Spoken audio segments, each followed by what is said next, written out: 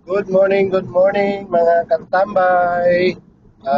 Pabiyahe po ako ngayon papunta ng city.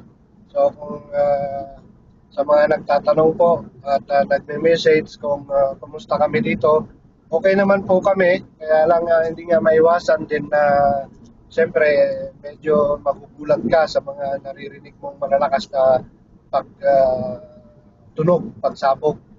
So ayan po.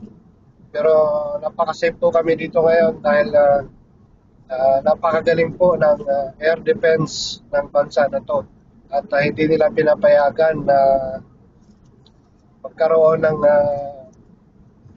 tawag dito na masaktan yung kanilang mga uh, locals, yung kanilang mga expats. So, yun po.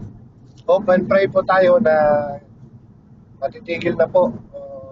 Matapos na yung kanilang pagpapalipad ng mga missile, mga drones. Ayan. So, ayan po.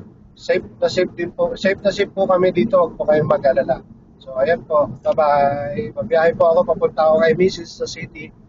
Titingnan ko naman po yung kalagayan nila doon. Bye-bye.